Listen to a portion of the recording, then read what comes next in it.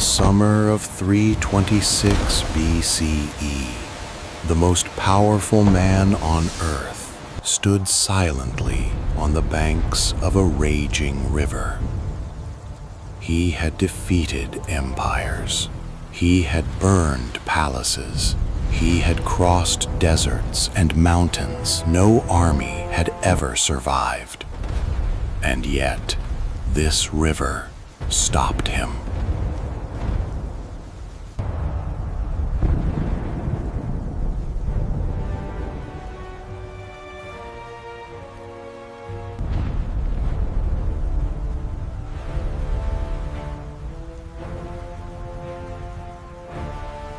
Before Alexander lay the Hydaspes River, modern-day Jhelum in today's Pakistan. On the opposite bank waited a king who refused to kneel, a king who commanded war elephants, living tanks of the ancient world, a king who knew this land, this river, and this moment. His name was King Porus. This was not just another battle. This was the moment Alexander would learn that conquest has a limit. This is the story of the Battle of Hydaspes.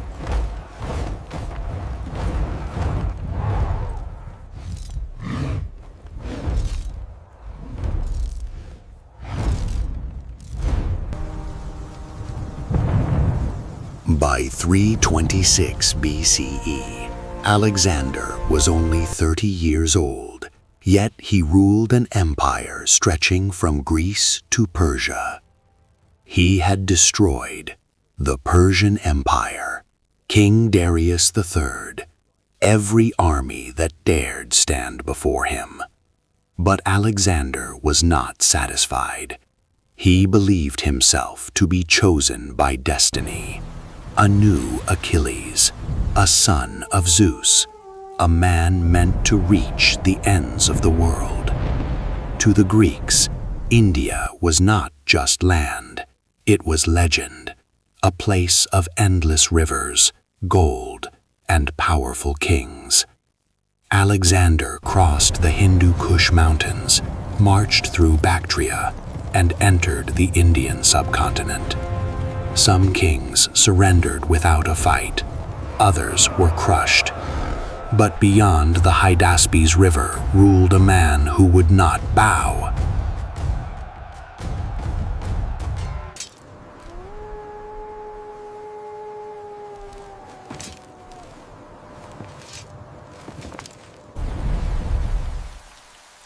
King Porus ruled the region between the Hydaspes, Jhelum, and Acesines, Chenab rivers. Unlike other kings, Porus did not send gifts. He did not send envoys. He sent a message. I will meet Alexander as a king meets a king on the battlefield. Porus was tall, powerful, and fearless. Ancient sources say he stood over 6 feet tall, towering over most soldiers. But his greatest weapon was not his strength. It was his army of war elephants. More than 200 elephants, armored and trained for battle, capable of crushing cavalry, breaking formations, and spreading terror. Porus positioned his army on the eastern bank of the Hydaspes River and waited. The monsoon rains began. The river flooded. The current became violent, and Alexander was trapped on the wrong side.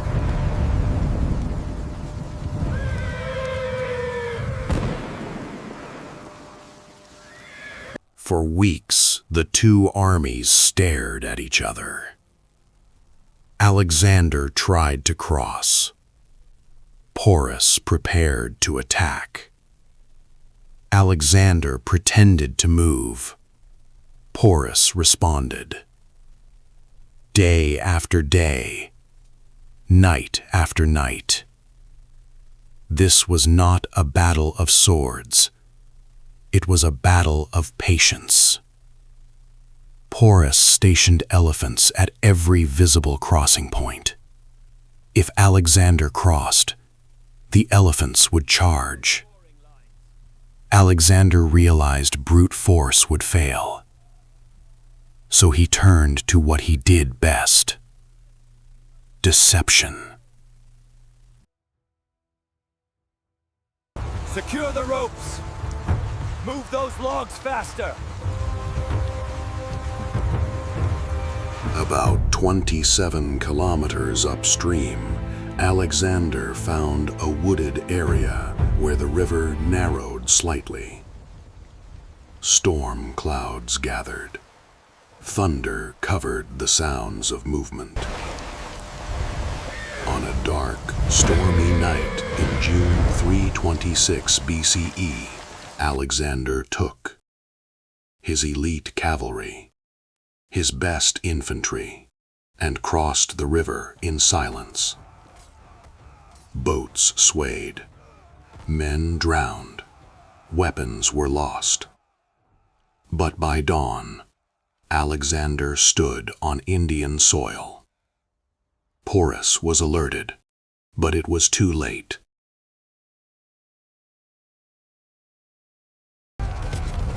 Porus sent his son with cavalry and chariots to stop Alexander. They were crushed. Now Porus marched himself. He arranged his army carefully. Infantry in the center, cavalry on the wings, elephants placed at intervals, like moving fortresses. The battlefield trembled. Elephants advanced. Alexander had never faced anything like this.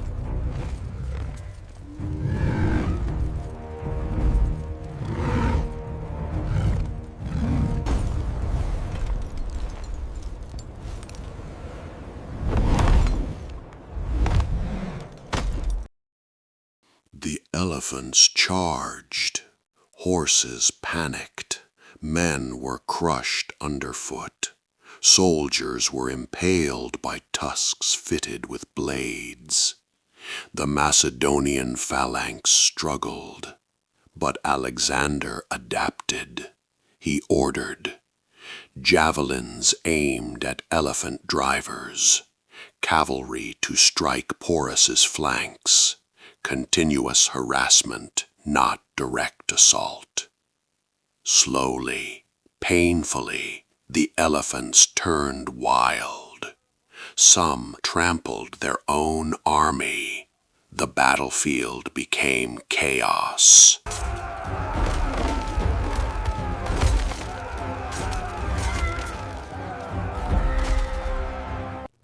Despite wounds, Porus fought on. An arrow struck his shoulder. Another hit his leg. Still, he refused to retreat. Finally, surrounded, exhausted, and bleeding, Porus was captured. Alexander approached him and asked the famous question, "How should I treat you?" Porus answered, "Treat me as a king treats a king." Alexander smiled. He did not execute Porus. He restored him as ruler. Because Alexander did not defeat Porus's spirit, he respected it. Alexander won the battle, but he lost something far greater. More than 1,000 Macedonians were dead. Many veterans were wounded beyond recovery. For the first time, his army refused to march further. They had seen elephants. They had crossed endless rivers. They had reached the edge of the known world. At the Hydaspes River, Bias, the army mutinied. Alexander wept, but he turned back.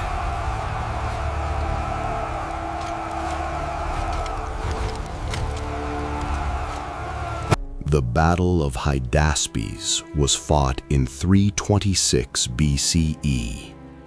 It was Alexander's last great battle. He never returned to India. 3 years later, in 323 BCE, Alexander died in Babylon. Porus remained a king. History remembers this battle not for who won, but for what it taught. That even the greatest conqueror must one day stop.